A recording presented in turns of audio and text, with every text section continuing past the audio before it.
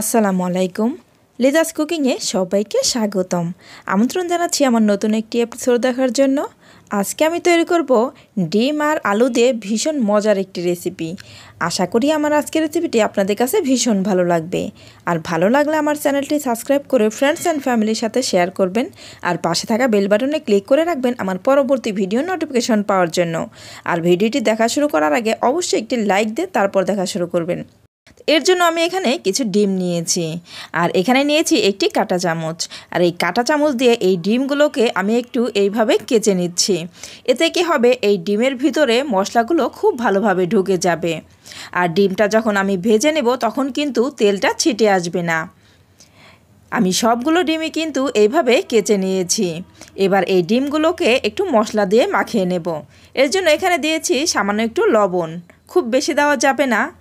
দিয়ে দিচ্ছি 1/4 চা চামচ মরিচের গুঁড়া, হলুদের গুঁড়া দিয়ে দিচ্ছি 1/4 চা চামচ। এবার এইগুলোকে হাত দিয়ে খুব ভালো করে মাখিয়ে নিতে হবে। আর একটু ভালো করে মাখিয়ে দিতে হবে যেন মশলাগুলো খুব ভালোভাবে এই ডিমের গায়ে লেগে যায়। তো মশলাগুলো কিন্তু ডিমের গায়ে ভালো করে মাখিয়ে নিয়েছি। এবার এই ডিমগুলোকে ভেজে নেওয়ার পালা। এদিকে চুলায় একটি প্যান বসিয়ে দিয়েছি আর দিয়ে দিচ্ছি রান্নার তেল। তেলটা একটু গরম হয়ে আসলে এখানে অ্যাড করে দিচ্ছি সেই ডিমগুলো। আর এই পর্যায়ে কিন্তু চুলার আঁচটা লোতে রাখতে হবে। চুলার আঁচটা লোতে রেখে কিন্তু এই ডিমগুলোকে ভেজে নিতে হবে, তা না হলে কিন্তু তেলটা ছিটে গায়ে আসতে পারে। ডিমের একটা পাশ কিছুক্ষণ ভেজে নেওয়ার পর অপর পাশটাকে উল্টে দিতে হবে। আর এইভাবে আমি এই ডিমগুলোকে একটু কালার করে ভেজে নিচ্ছি।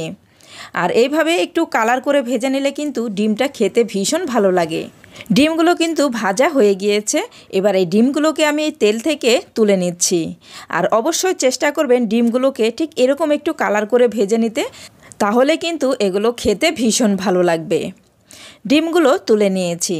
এবার এই তেলের মধ্যে আমি আরও কিছুটা তেল অ্যাড করে দিয়েছি। আর তেলটা একটু গরম হয়ে আসলে এখানে দিয়ে দিলাম পেঁয়াজ কুচি। পেঁয়াজ কুচি দিয়ে এই পেঁয়াজ কুচিগুলোকে কিছুক্ষণ ভেজে নিচ্ছি। এই পেঁয়াজ কুচিগুলোকে একটু ব্রাউন কালার করে ভেজে নিতে হবে। এতে করে এটা খেতে কিন্তু ভীষণ ভালো লাগবে আর রান্নাটা কিন্তু ভীষণ মজার হবে। যখন এরকম একটু কালার চলে আসবে ঠিক সেই পর্যায়ে এখানে অ্যাড করে দিচ্ছি 1 চা চামচ পরিমাণ মরিচের গুঁড়া, 1/2 চা চামচ হলুদের গুঁড়া, ধনিয়ার গুঁড়া দিয়ে দিচ্ছি 1/2 চা চামচ, অ্যাড করে দিচ্ছি লবণ। আর লবণটা আমি 1 চা চামচ দিয়েছি, লাগলে পরে আরও দেব। আদা রসুনের পেস্ট দিয়ে দিচ্ছি 1/2 চা চামচ।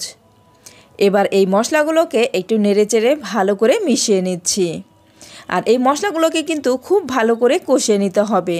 আর এই মশলাগুলো ভালো করে কষিয়ে নেওয়ার জন্য এখানে অ্যাড করে দিচ্ছি সামান্য একটু পানি। আর পানি দিয়ে এই মশলাটাকে খুব ভালো করে কষিয়ে নিতে হবে। আর যে কোনো রান্নায় মশলাটা কিন্তু যদি ভালোভাবে কষানো হয় তাহলে সেই রান্নাটা খেতে ভীষণ ভালো হবে। তো আমি একটু সময় নিয়ে এই মশলাগুলোকে ভালো করে কষিয়ে নিচ্ছি। যখন এই মশলা থেকে তেলটা ভেসে উঠবে তখনই বুঝতে হবে মশলাগুলো কষানো হয়ে গিয়েছে। এবার এখানে অ্যাড করে দিচ্ছি আলু।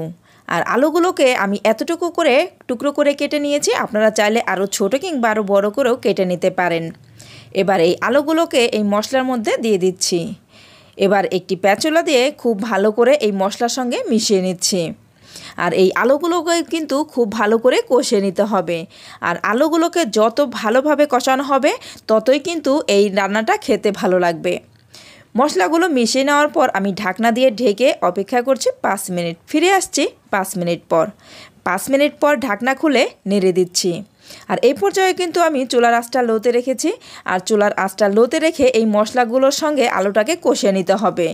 আর চুলার আঁচটা যদি হাইতে থাকে তাহলে কিন্তু এই মশলাগুলো নিচ থেকে পোড়া লেগে যাবে আর এই রান্নাটা কিন্তু খেতে একদমই ভালো লাগবে না। সেজন্য আমি এই পর্যায়ে চুলার আঁচটা লোতে রেখেই কিন্তু একটু সময় নিয়ে বারবার নেড়েচেড়ে আমি এই আলুগুলোকে কষিয়ে নিচ্ছি। এবার ঠিক এই পর্যায়ে এখানে অ্যাড করে দিচ্ছি 1 চা চামচ পরিমাণ ভাজা জিরার গুঁড়া। আর অবশ্যই কিন্তু ভাজা জিরার গুঁড়াটা দিতে হবে, একদমই স্কিপ করা যাবে না। আর এই পর্যায়ে ভাজা জিরার গুঁড়াটা দিলে কিন্তু এই পুরো রান্নাটার সঙ্গে জিরার গুঁড়াটা মিশে যাবে আর খেতে কিন্তু ভীষণই ভালো লাগবে। অবশ্যই কিন্তু এই ভাজা জিরার গুঁড়াটা দেওয়ার চেষ্টা করবেন। জিরার গুঁড়াটা দিয়ে ভালো করে মিশিয়ে নেওয়ার পর এখানে অ্যাড করে দিচ্ছি পরিমাণ মতো ঝোল।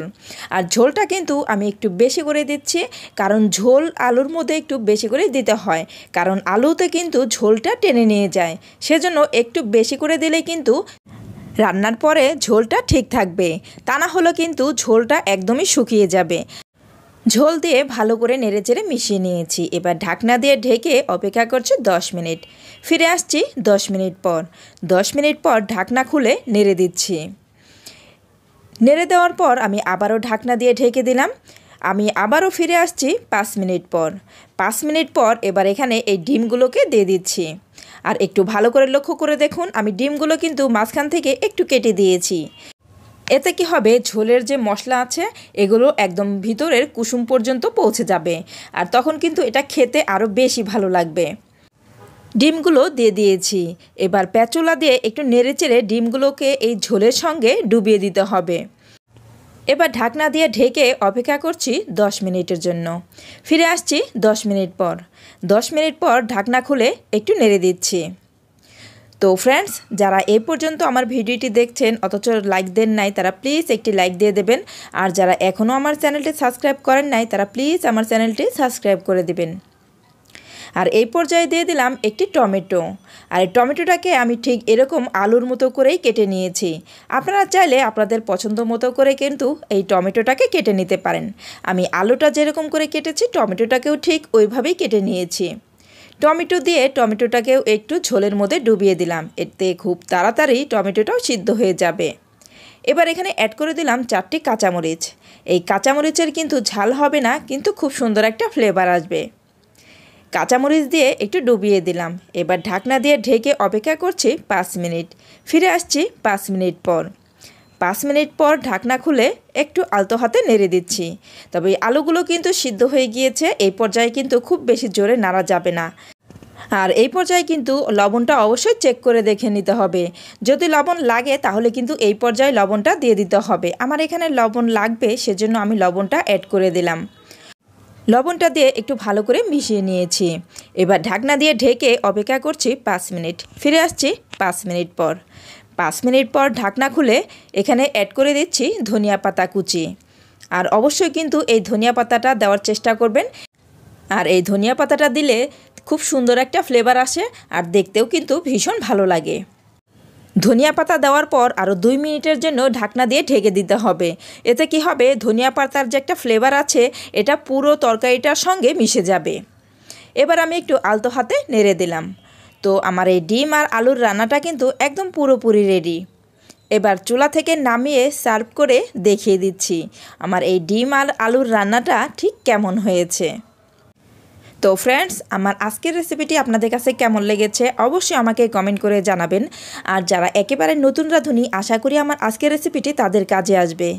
আর যারা একবারও এইভাবে ডিম আলু দিয়ে তরকারি রান্না করে খেয়ে দেখেন নাই, তারা একবার হলেও এভাবে রান্না করে খেয়ে দেখবেন। আমার বিশ্বাস আপনাদের কাছে ভীষণ ভালো লাগবে। তো আজ এই পর্যন্তই, পরবর্তী পর্বে আবার দেখা হবে। সবাই ভালো থাকবেন। আল্লাহ হাফেজ।